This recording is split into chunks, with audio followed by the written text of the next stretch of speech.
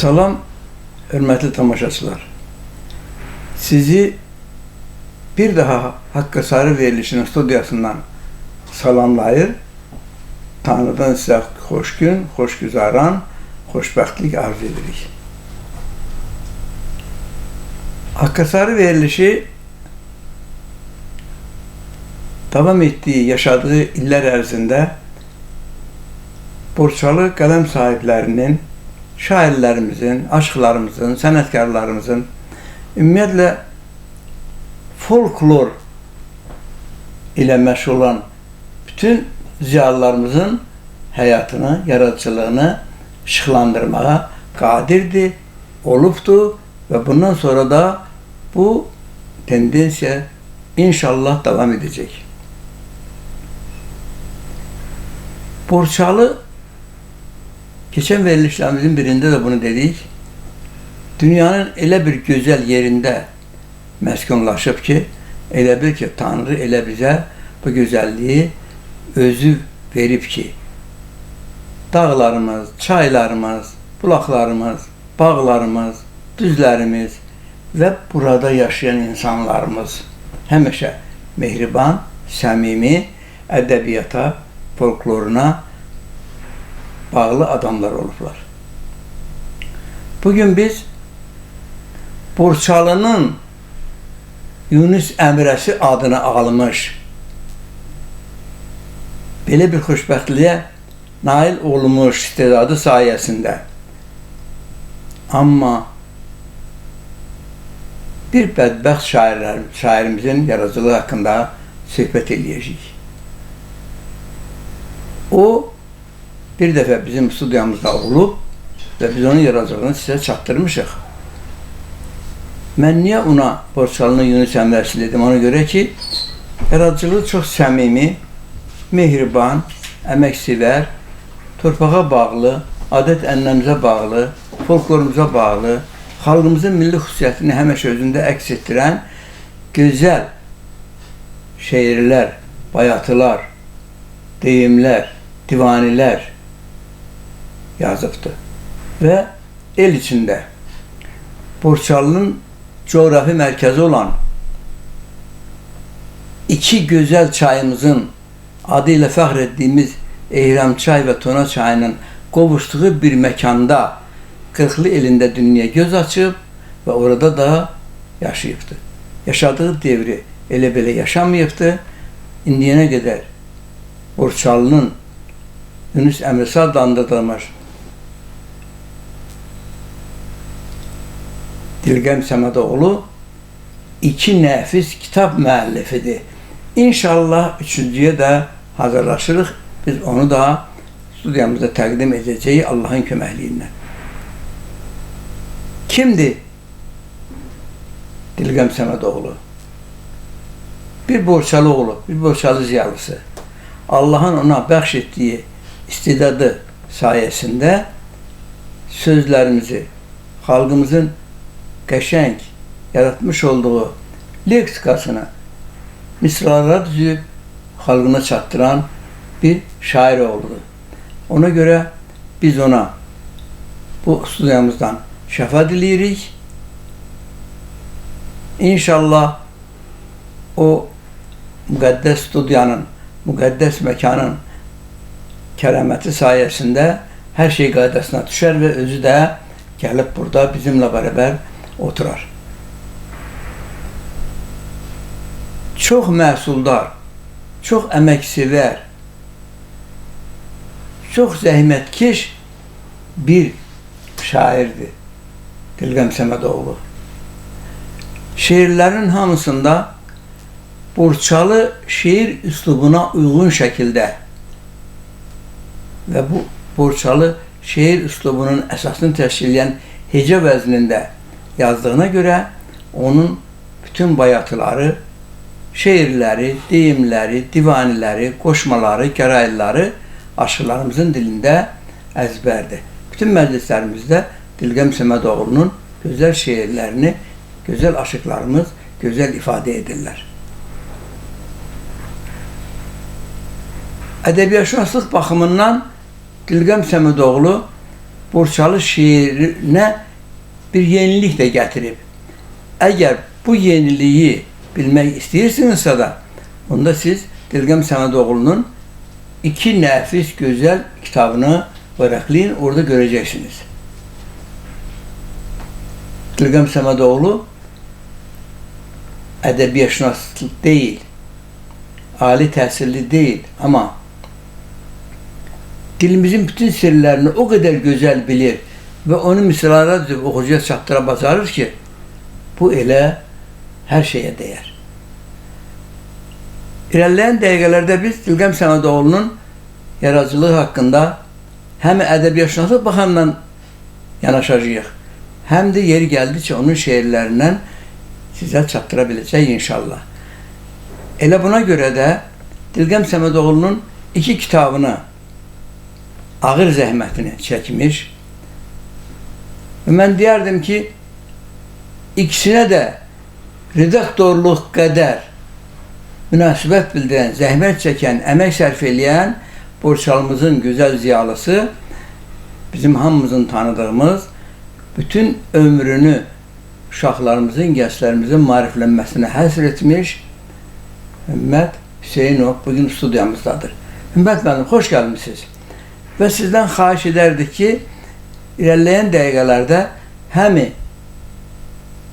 Dilgəm Səmədoğlu'nun haqqında bizə məlumat verəsiniz, həm də onun şeirlərindən yeri gəldikcə tamaşaçılara çatdırasınız. Buyurun, söz sizindir. Çox sağ olun, Əli müəllim. Mən də bu müqəddəs studiyadan bütün Borçalı tamaşaçılarını salamlayıram. Siz çox gözəl bir işə imza atırsınız. Borçalımızın yazarlarını, sənətkarlarını bu studiyadan bir daha xalqımıza tanıdırsınız. Bu işdə Allah yar və yardımçınız olsun. Və bu gündə çox gözəl eləyib, bu verilişi təşkil eləyibsiniz. Ona görə ki, bu günlərdə haqqında danışdığımız şair Dilgəm Səmədoğlu'nun ad günüdür, doğum günüdür. Və bu münasibətlə bu studiyadan bütün tamaşaçılar adından şairi təbrik edirik. Ona uzun ömür, can sağlığı arzulayırıq. Çox düz buyurdunuz, son vaxtlarda şairin görmə problemi yaranıbdır bir qədər. Allah kömək olsun inşallah onlar. Və onunla əlaqədar studiyamıza özü gələ bilmədi. Lakin Dilgəm Səmədoğlu'nun auditoriyası çox genişdir. Bütün Borçalıdır, bütün Azərbaycandır desək səhv etmərik. Çox gözəl vurğuladınız ki, Dilgəm Səmədoğlu'nun şeirləri el şənliklərində musiqiçilərimiz tərəfindən, xanəndələrimiz tərəfindən, aşıqlarımız tərəfindən ifa olunur və xalqımız onu tanıyır. Və onu da gözəl qeyd elədiniz ki, şairin hazırda 2 kitabı çap olunubdur və hər 2 kitabın ön sözünü mən yazmışam və demək olar ki, şairin elə ilk oxucusu da mənəm. Onun yazdığı şeirləri ilk dəfə mən oxuyuram, münasibət bildirirəm, şairi ruhlandırıram. Və şairin 3-cü kitabı da artıq yaxın vaxtlarda çap olunacaqdır. Allahın köməkliyi ilə artıq hazırlıq işləri görülür. 3-cü kitabın çap olunması üçün İnşallah. Yaxın vaxtlarda oxucularımızın deməli istifadəsinə veriləcəkdir inşallah. Dilgəm Səmədoğlu həqiqətən palıd ömrü yaşayan şairdir. Dilgəm Səmədoğlu nəğməkar şairdir. Çox gözəl qeyd elədiniz onun şeirlərinin ölçü baxımından, heca vəzni üslubunda yazılması baxımından bu da onu daha oxunaqlı eləyir, daha yadda qalan eləyir onun şeirlərini. Və hətta balaca uşaqlar, məktəb yaşlı uşaqlar belə onun şeirlərini əzbərləməkdə çətinlik çəkmirlər. Ona görə də onun şeirləri bugün dillər əzbəridir. Dilgəm Səmədoğlu'nun yaradıcılığı çox şaxəlidir, çox gözəl qeyd elədiniz. Onun düzdür, ali təhsili olmasa da, onun Allah Taala tərəfindən verilmiş çox böyük fitri istedadı var. Və şeirlərin əksəriyyəti də bu fitri istedadın məhsuludur. Dirgəm Səmədoğlu heç vaxtı söz arxasınca qaçmır, söz axtarmır. Söz sanki onun qələmindən bir axar su kimi axıb tökülür. Öz-özünə tökülür, onun beyninin məhsulu olaraq tökülür, onun xəyalının məhsulu olaraq tökülür və gözəl poeziya nümunələri yaranır. O, demək olar ki, Azərbaycan ədəbiyyatının bütün janrlarında öz qələmini sınıyıbdır. Dini məzmunlu şeirlərdən tutmuş, aşıq yaradıcılığı üslubunun çox müxtəlif janrlarında, folklor janrlarında, hamısında öz qələmini sınıyıbdır. Hətta onun nəsr əsərləri də var, hekayələri var, böyük poemaları var. Yəni, onun yaradıcılığı hər tərəfli yaradıcılıq desək səhv etmərik, bəli. Və son vaxtlarda yenə də öz ənənəsinə sadiqdir Dirgəm Səmədoğlu. Yazır, yaradır, baxmayaraq ki, bir qədər görmə problemi var, amma buna baxmayaraq yaradıcılığından qalmır. Onun ruhu sağlamdır, onun ürəyi sağlamdır, onun təxəyyülü yerindədir, yaradıcılıq təxəyyülü və çox məhsuldar da işləyir, yazıb yaradır ki, 3-cü kitabını oxuculara təqdim etsin. Bilirsiniz, Ümmət müəllim, onun həyata bağlılığı, adət-ənənəmizə sevgisi, Borçalının adət-ənənələrinə olan hörməti, münasibəti, əməksevərliyi, qonaqpərvərliyi, gözəlliklərdən aldığı ilham onu məcbur edir ki, elə gözəl, ilcan, aydın, konkret və dilimizin bütün leksik imkanlarından istifadə edib belə bir gözəl şeirlər ərsəyə gətirsin. Dirgəm Səmədoğlu'nun şeirləri uzunçuluqdan kənardır, qısadır, konkretdir, aydındır, amma sevimlidir, gözəldir. Bilirsiniz nətər, heç kəs Azərbaycan xalqının dilinə ayrı söz əlavə eləmir. Hamı, bütün şairlərimiz də, yazıçılarımız da, sənətkarlarımız da Azərbaycan xalqının özünün sözlərindən düzüm yaradır. Onu sıraya düzür, misallara düzür, şeir şəklində çox mənalı, dərin mənası olan formada xalqa çatdırır. Bunlardan biri də kimdir? Bir də Dirgəm Səmədoğlu. Dirgəm Səmədoğlu'dur. Dirgəm Səmədoğlu, bayaq orada bir söhbətiniz arasında dediniz ki, dini şeirlər də yazır. İcazənizlə. Dini şeirləri də var. Bəli. Mən onun kitabını vərəqlərində də görmüşəm. Bəli. Və yeni şeirlər, bir dəfə onunla görüşə getdi, yadınıza gəlirmi? Həmən onda da, həmən dini şeirlərə o münasibət bildirdi və bizi orada ədəbiyyat baxımından, şeir dinləmə baxımından feyziyab elədi. Mən istərdim ki, siz onun bir dənə dini şeirini... İcazə versəydiniz, çox böyük məmnuniyyətlə bu müqəddəs məkandan onun elə dini məzmunlu bir şeirini səsləndirərdim. Qadir Allah, kərəminə min şükür, yeri, göyü, asimanı yarattın. Bir qətrədən bəxş eylədin insanı, yer üzündə cümlə canı yarattın. Adəmlə Həvvadan olduq nişana, məcnunlar yaradıb etdin divana. Din verdin, dil verdin hər bir insana, dini İslam, müsəlmanı yarattın. Gündüzə gün verdin, axşam düşdü şər, seçildi dəmirdən, qiymətləndirildi zər. Gəldi Peyğəmbərə səndən ayələr, kəlmə-kəlmə ol Quranı yarattın. Sən ayırdın hər vaxt ağı qaradan, hifz eylədin bəndələri bəladan. Şükür sənə, yeri göy yaradan, cənnət içrə gülüstanı yarattın. Bax, belə bir çox sağ olun, gözəl şair. Mən sizin nəzərinizdə bir şey də çatdırım ki, onun kitabların ikisini də vərəqləmişəm. Mən orada torpağa bağlılıq, Borçalıya bağlılıq, vətənə bağlılıq, Gürcüstana bağlılıq çox güclüdür.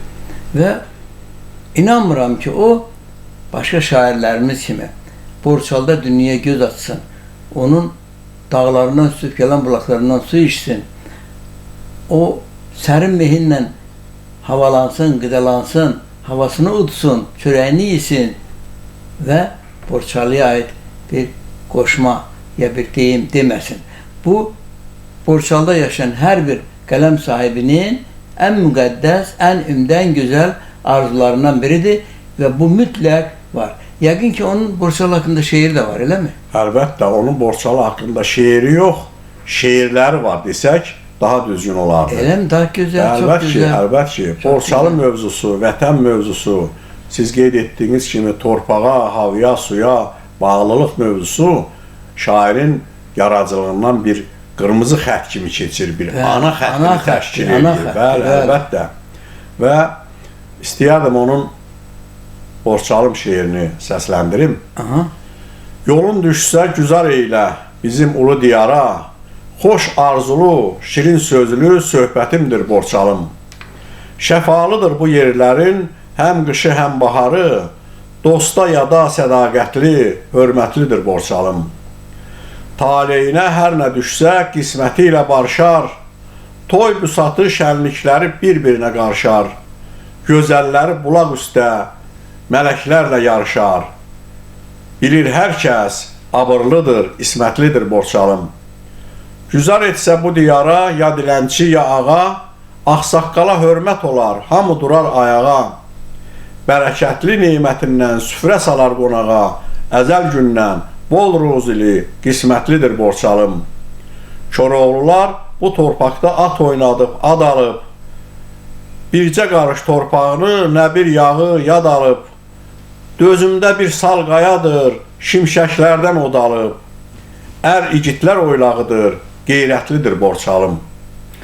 Bilirsiniz, Borçalının bütün yaradıcılığı adamları, həm istər aşıq olsun, istər şair olsun, istər yazıcı olsun, istər adi, heç bir yazıcı məşğul olmayan ziyalısı olsun, məclislərdə, süfrə başında, söz söhbət olanda Borçalının adınla, adət ənənəsinlə, gözəlliyinlə, əməksevərliyinlə, barınla, bərəkətinlə həmişə fəxr ediblər. Və elə mən gözləyirdim ki, Dilqəm Səmədoğlu da mütləq bizim o gözəl ana dilimizin, ədəbiyyatımızın, xalqımızın leksikasında istifadə edib Borçalımızı tərənnüm edəcək inşallah. Elə də gözəl bir şeirinə qulaq asdıq. Yaradıcılığa nəzər salında görürük ki, ədəbi-şünaslığın bütün növlərindən istifadə edir. Qoşmadır, gəralidir, divanidir, dodaq dəyməzdir. Bunların hamısı öz yerində. Əlbəttə, gələcək dodaq dəyməz haqqında da bir söhbətimiz olacaq. Amma onun qoşmaları, hamısını verə bilmərik. Divanisi var, başqa şeyləri var. Amma qoşması haqqında bəlkə bir nümunə deyəsiniz tamaşaçılar. Əlbət ki, çox gözəl qeyd elədiniz ki, Borçalıda yaşayan, Borçalıda doğulan hər bir şəxs Borçalıya qəlbən, ruhən, cismən, mənən bağlıdır və istər-istəməz zaman-zaman onu bürüzə verir. Və şairin də yaradıcılığında Borçalı mövzusu, Borçalı dağlarının, Borçalı düzlərinin, Borçalı təbiətinin gözəlliyi istər qoşma janrında, istər şeirdə, başqa janrlarda öz əksini tapıbdır. Və şair ilə qoşmalarında da yenə də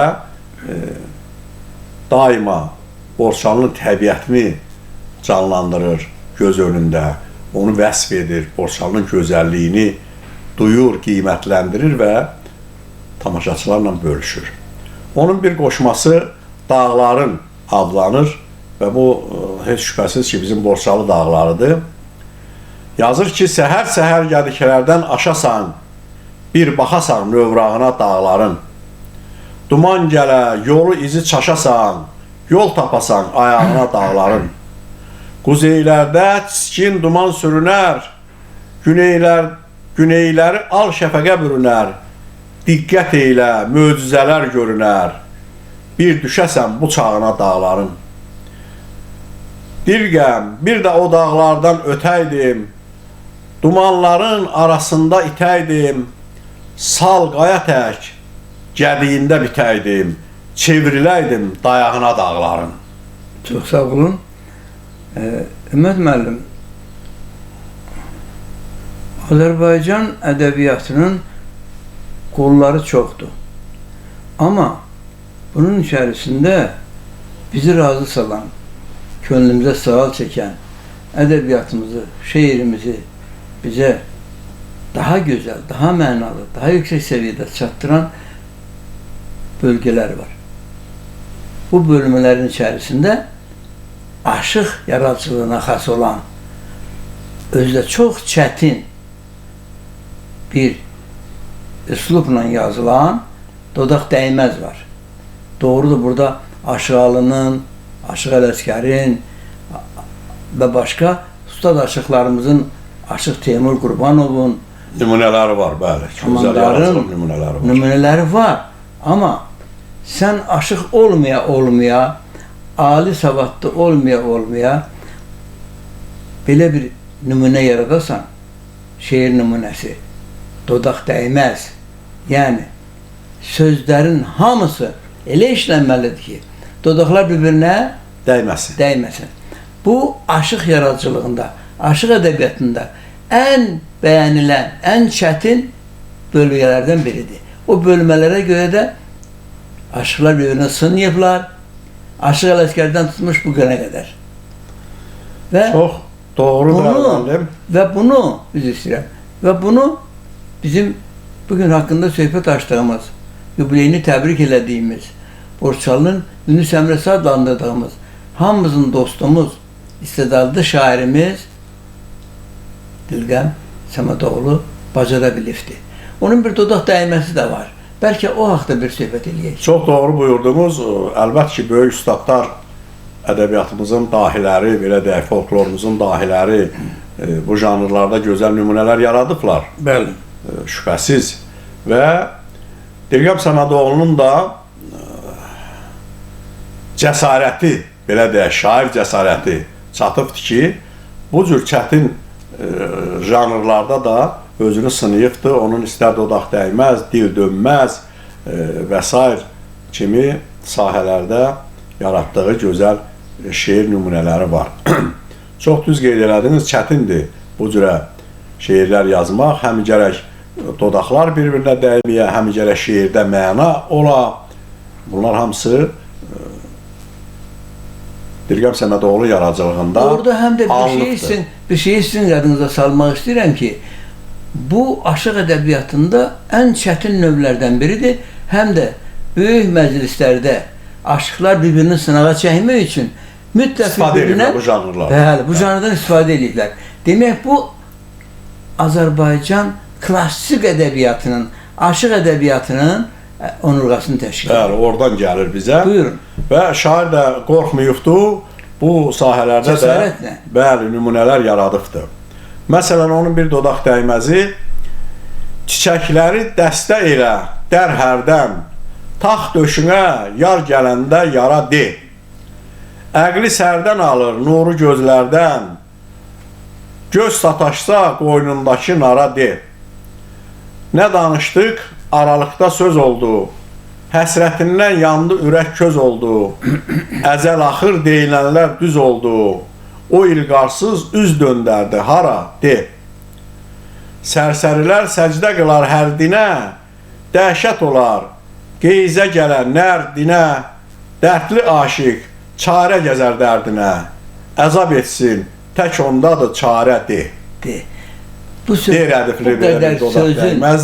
qədər sözün misranın içərisində, sözün birində də dodaqlar bir-birinlə görüşmür. Çox doğrudur. Çox böyük ustalıqdır. Çox böyük ustalıqdır. Mən Dilqəm Səmədoğlunun şeirlərinlə tanış olduğuma görə bu təkcə bir dodaq dəyməz deyil, bir neçə bu cürə çoxlu belə şeirlər var. Mən hamısını çox incəliklə oxumuşam ki, görüm doğrudan da hardasa da dəyirmi dodaqlar bir-birinə tələffüzdə? Görürəm ki, yox, dəyilmir. Bu da şairin istedadından, sənətkarlığından xəbər verir.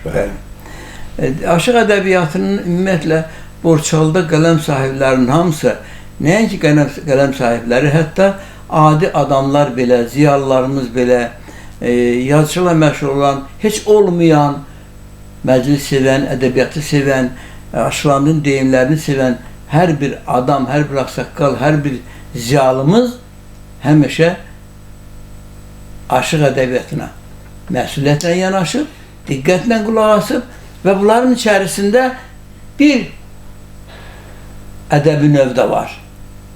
Bu da müxəmməsdir. Bəli. Müxəmməs bilirsiniz ki, aşıq yaradıcılığında ən mühüm yerlərdən birini tutur.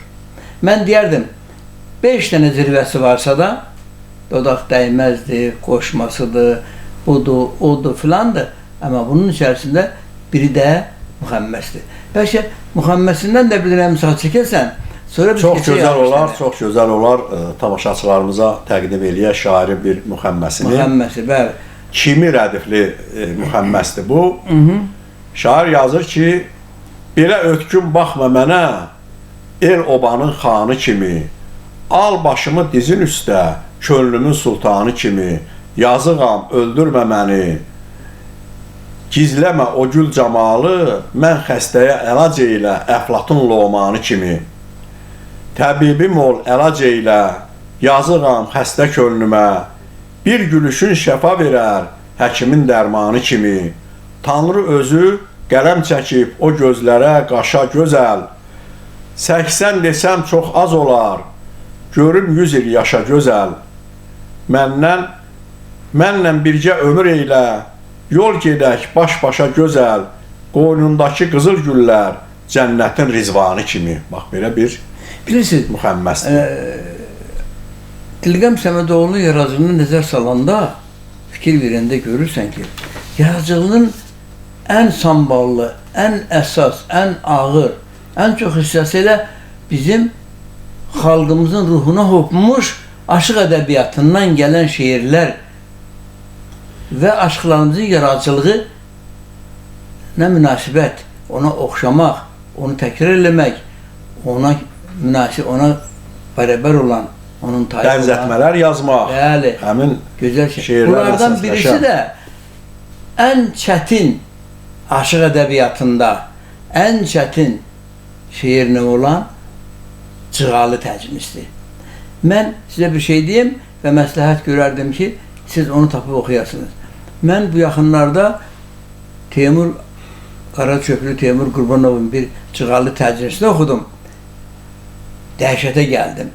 Mən buradan, studiyamızdan ona Allahdan rəhmət diləyirəm ki, elə bir Cığalı təcnisi qoyub, dünyasını dəyişib gedibdir. Və mən söz verirəm ki, İnşallah onun haqqında bir veriliş də təşkil edir. O Cığalı təcnisin xatirinə. Niyə də olmasın? Onun yaradıcılığıyla da tanış olmaq lazımdır. Bakıda Məhərrəm Qasımlıya dedim, dedi, əzbər bilirsənmi? Dedim, əzbər deməsəm də, mən onu sizə oxuya bilərəm. İnanırsınızmı? Ləzzət aldı. Dəhşətə gəldi. Və indiyənə qədər bu Cığalı təcnisin sahibi, dedim, onun haqqında gözəl, nəfis, Qaraçöp ziyalıları qəşəng bir kitab buraxıblar. İnşallah növbəti verilişlərin birində onun yaradıcılığını işıqlandırarıq. İnşallah. Bax, o Cığalı təcnisdən bizim Aşıq Ələsgərin də var, Aşıq Allın da var və başqa Xəstə Qasımın da var, başqa şairlərimiz, el şairlərimizin də var. Bəli. Və mən bilirəm ki, haradasa rast gəlmişəm, Dilqəm Səmədoğlu'nun da var. Bəli, var. Peki oxuyorsunuz onu? Bir parça oxuyaram. Buyurun. Dilqəm Səmədoğlu'nun bir Cığalı təcrisindən. Şair yazır ki, arif olan ədəb ərkan gözləyər. Çalış hörmət eyləsən beləsinə. Aşıq de beləsinə, döndərər körəsinə. Dad çəkməkdən dağ olub, harda var beləsinə. Ömrüm boyu gəzdim mərd sorağında. Axır urcaq oldum mən beləsinə. Bu, istəmirəm axıra qədər oxuyam, tamaşaçılarımızın da vaxtını alam. Yəni, Cığalı təcnisdən bir parçadır və şairin belə Cığalı təcnisləri yaradıcılığında çoxdur. Mən Dilqəm Səmədoğlu'ya yeni yaradıcılıq arzulayıram. Mən Dilqəm Səmədoğlu'nun gələcək şeirlərini, 3-cü kitabını gözləyirəm.